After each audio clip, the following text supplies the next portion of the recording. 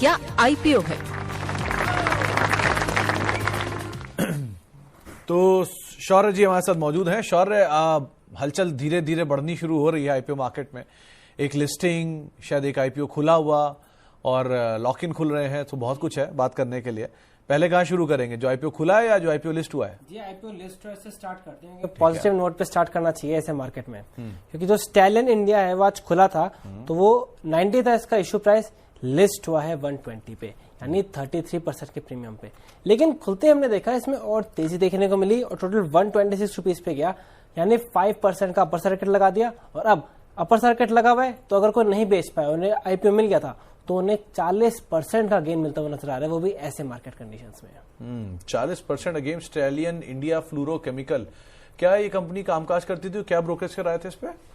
जी, इनका बिजनेस की अगर बात करें तो इनका बिजनेस बड़ा सिंपल सा था। ब्रोकर्स भी इन पर काफी ज्यादा बुलिश ही थे, और जैसे इन पे हमने दिक्कत भी करी थी कि इनमें एक पॉइंट थी, कुछ पॉइंट जैसे ये थे कि इनका जो है काफी स्मॉल इनका बिजनेस का साइज था, तो ये पॉइंट था इनके फेवर में था। दूसरा ब्रोकर जिसपे बुलिश थे कि जो इनका तो वैल्यूएशन थे काफी ज्यादा पॉजिटिव थे, और इनका बिजनेस जो है काफी सिंपल सा था। जो रेफ्रिजरेंट गैस होते हैं वो बेचते थे ये बड़े बड़े कस्टमर्स को, इलेक्ट्रॉनिक्स में, सेमीकंडक्टर्स में, काफी बिजनेसेस में।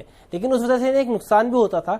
वो नुकसान ये था कि बड़े बड़े प्लेयर्स थे वो जल्दी से इन्हें पेमेंट नहीं करते थे, जिस वजह से इन्हें शॉर्ट टर्म लोन लेना पड़ता था, और शॉर्ट टर्म लोन लेने के लिए इन्हें इंटरेस्ट पेमेंट भी करनी पड़ती थी। तो वो इंटरेस्ट पेमेंट इनके फाइनेंशियल्स पर असर डालती है, जिस वजह से हमने देखा था कि इनके जो प्रॉफिट है वो फ्लक्चुएट होते हुए नजर आए। लेकिन अल्टीमेटली पॉइंट आता है वैल्यूएशन, क्योंकि इनका वैल्यूएशन काफी ज्यादा चीप लग रहा था, अट्रैक्टिव लग रहा था, इसलिए इस कंपनी को सब्सक्रिप्शन किराए मिली थी और आईपीओ का साइज छोटा था। सब मिला के सब्सक्रिप्शन भी बहुत जबरदस्त देखने को मिले थे। 188 टाइम्स सब्सक्राइब होते हुए कंपनी ये नजर आई थी टोटल। तो strong number stallion India fluorochemical में देखने को मिले। सुगंधा, मैं मानता हूं आप चार्ट तो ट्रैक नहीं कर पाओगे इसकी, क्योंकि आज ही लिस्ट हुआ है, लेकिन एक बेसिक आप क्या समझ रहे हो कि 40% के आसपास का गेन अगर किसी को मिल रहा है और इस शेयर में अपर सर्किट लगा है, तो क्या एटलीस्ट कैपिटल निकाले या थोड़ा बना रहे या और गेन की उम्मीद रखे, क्या करे? बिल्कुल सुमित जी, मुझे लग रहा है लिस्टिंग गेन्स अगर हो रहे हैं तो जरूर इसमें प्रॉफिट बुक करना चाहिए, बिकॉज मार्केट्स अभी सेंटिमेंट्स बहुत पॉजिटिव नहीं है। मैंने शो की स्टार्टिंग में भी मेंटेन किया, जब तक 23,420 का लेवल क्लोजिंग बेसिस पे ब्रेक नहीं होता, दोबारा से सेल ऑफ देखने को मिल सकता है, और एक 23,000 का लेवल अगर ब्रेक होता है तो डीप सेल ऑफ भी देखने को मिलेगा। सो बेटर है कि आज अगर आपको गेन्स मिल रहे हैं तो बुक करें और एग्जिट करें। तो अगर गेन मिल रहा है तो बुक करें, कंप्लीट पार्शियल वो आपकी राय, आपकी खुद की इच्छा है, लेकिन एटलीस्ट थोड़ा कैपिटल आप लोग लेकर निकल जाएं, उसमें कोई हार्म नहीं है। शौर्य जी, दूसरा नाम? जी, दूसरा नाम है डेंटा वाटर सॉल्यूशंस, और डेंटा वाटर सॉल्यूशंस का आज दूसरा दिन है। और सब्सक्रिप्शन की बात करें तो काफी एक अच्छा कह सकते हैं पॉजिटिव रिस्पॉन्स देखने को मिल रहा है। 1.5 दिन में टोटल 36 टाइम सब्सक्राइब हो चुका है। ये है अभी जो लेटेस्ट फिगर चल रहा है, अभी बिल्कुल 2 बजे के बाद का 36 टाइम सब्सक्राइब हो गया है। रिटेल इन्वेस्टर्स ने 34 टाइम सब्सक्राइब कर लिया है। High net worth individual 81 time subscribe करते हुए नजर आए हैं, और क्यूआईबी भी 4 गुना सब्सक्राइब करते हुए नजर आए हैं। इनका बिजनेस जैसे बताया था, ये वेस्ट वाटर का यूज करके जो ग्राउंड वाटर होता है तो दोबारा भरने की कोशिश करते हैं, ताकि जो वाटर की शॉर्टेज है वो वेस्ट वाटर को रिसाइकिल करके पूरी हो सके, और बेंगलोर में इन्होंने सक्सेसफुली ये काम करा है। 7 दिन का अगर वैल्यूएशन देखें तो वो सिंगल डिजिट में है, 9.45 टाइम्स इनका वैल्यूएशन है, जो कि इनके पीयर्स के मुकाबले काफी ज्यादा सस्ता है। जैसे इनके जो पीयर्स है वीए टेक, वाबैग और ईएमएस लिमिटेड, उनका वैल्यूएशन 27 से 40 की रेंज में है, लेकिन ये यहाँ सिंगल डिजिट वैल्यूएशन में आ रहा है, और ऐसी थीम में जिसमें इंटरेस्ट बढ़ता जा रहा है आजकल लोगों का, तो इस वजह से हम देख सकते हैं पॉजिटिव रिस्पॉन्स मिलता हुआ दिख रहा है। पॉजिटिव रिस्पॉन्स आता हुआ दिखाई पड़ रहा है। एचएनआई कैटेगरी बहुत स्ट्रांगली भर रहे हैं, और शौर्य ने अभी तक नहीं भरा है ना? नहीं। जोक सपाट, लेकिन मेजरली सारे ब्रोकरेज हाउसेस के जो व्यूज हैं वो पॉजिटिव साइड पर हैं। सब्सक्राइब रहा है बीपी वेल्थ की, एसबीआई सिक्योरिटीज की, इंडसेक्स सिक्योरिटीज की और वेंचुरा की, जहां पर सबने सब्सक्राइब करके चलने की राय दी हुई है। शौर्य, और एक इंपॉर्टेंट पार्ट था वो है जो लॉक इन्स हैं वो खुल रहे हैं, और ये धीरे धीरे इंपैक्ट भी कर रहे हैं अलग अलग स्टॉक्स के ऊपर जी। सो आज कौन से नाम आप पिक करके लाए हो? जी, आज हम वो नाम लेके आए हैं जिनका इंपैक्ट आपको कल देखने को मिलेगा। वो कंपनियां हैं सनातन टेक्सटाइल और ट्रांसरेल।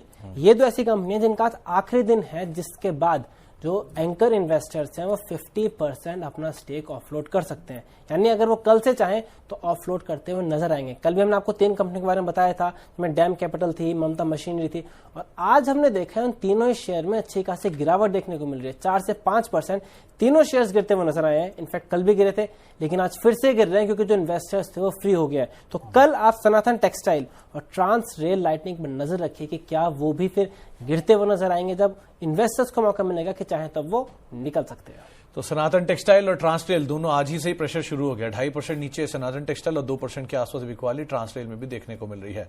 सुगंधा में भी ये एंकर विंडोज खुल रहे हैं अब स्लोली एंड स्टेडली, क्योंकि ऑब्वियसली बात है बहुत स्ट्रॉन्ग आईपीओ हमने लास्ट मंथ में देखे थे।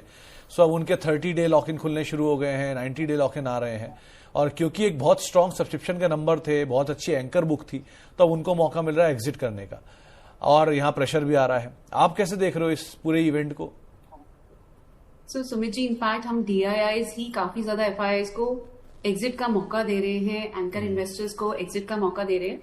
अगर आप पिछले अक्टूबर से देखें तो काफी ज्यादा FIIs की सेलिंग हुई है, बट वहीं DIIs उनको मैच कर रहे हैं। ये एक अपॉर्चुनिटी है FIIs के लिए एग्जिट करने की और दोबारा से US शॉर्ट्स में जाने की।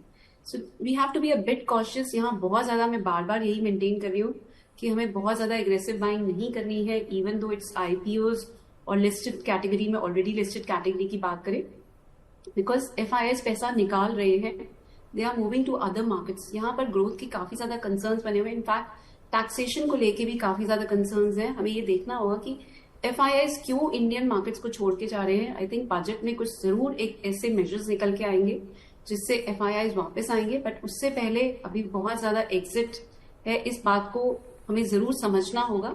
और इसी वजह से मेरा ये मानना है कि IPOs में भी और अभी लिस्टेड कैटेगरी में भी बहुत ज्यादा इन्वेस्टमेंट्स को अभी अवॉइड करें। बेटर है कि राइज पर थोड़ा सा एग्जिट लेते रहें, जहां पर भी आपको प्रॉफिट्स हो रहे हैं बेटर है कि उनको बुक करते चले।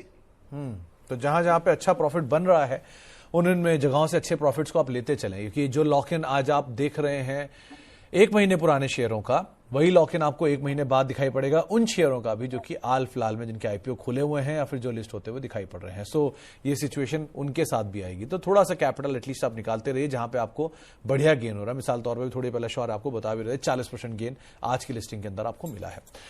बहुत बहुत शुक्रिया शौर्य हमारे साथ मौजूद रहने के लिए और आज इस खास सेगमेंट में हमसे बातचीत करने के लिए। तो फिलहाल वाह के IPO में इतना ही।